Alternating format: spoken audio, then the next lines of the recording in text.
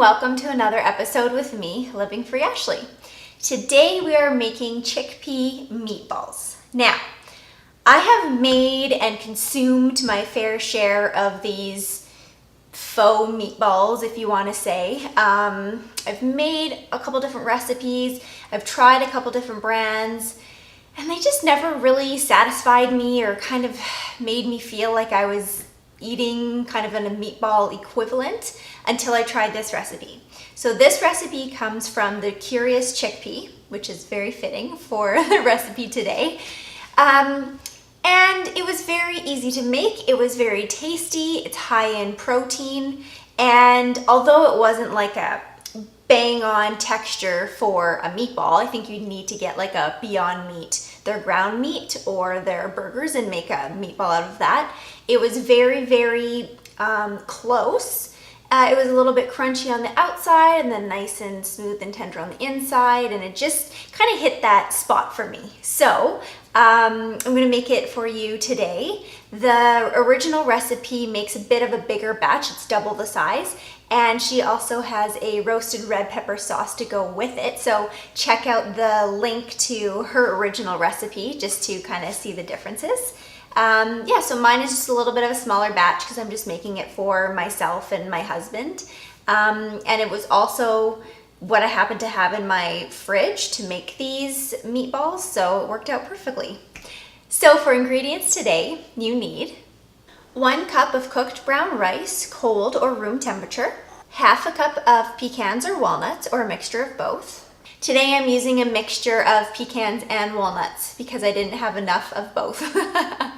1 cup of cooked chickpeas divided in 2, half a teaspoon of granulated garlic, 1/4 cup of nutritional yeast, 1 tablespoon of tomato paste, 1 tablespoon of extra virgin olive oil, 1 teaspoon of dried basil, 1/4 cup of gluten-free breadcrumbs, half a teaspoon of sea salt, and freshly ground black pepper.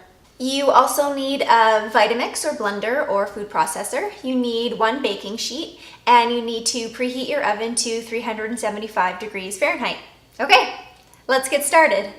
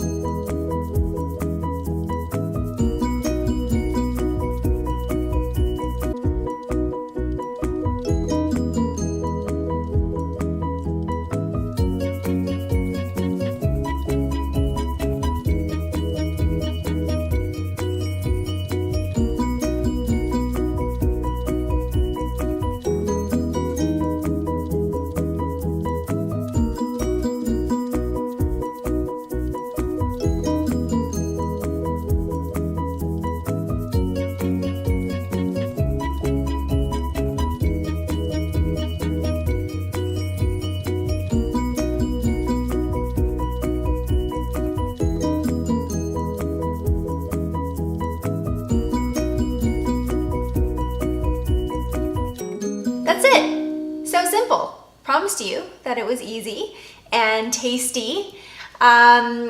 Whip this up with whatever kind of sauce you want, whether it be a tomato sauce, a cashew cream sauce, a pesto, totally up to you. Just a little bit of a note if you're reheating them the next day. So what I did is I got out a fry pan and I put a little bit of oil in there, and then I started warming them up. And I didn't want to add sauce quite yet because I didn't want them to become too mushy. But what happened is they actually dried out a little bit and started falling apart. So my recommendation is to kind of saute them for just like a minute in the pan and then add your sauce and then warm it all up together, because the sauce will keep them nice and moist and hold them together. Thank you again for watching another episode with me, Living Free Ashley. Don't forget to subscribe. Please share my channel with lovely other people out there. And cheers to living free.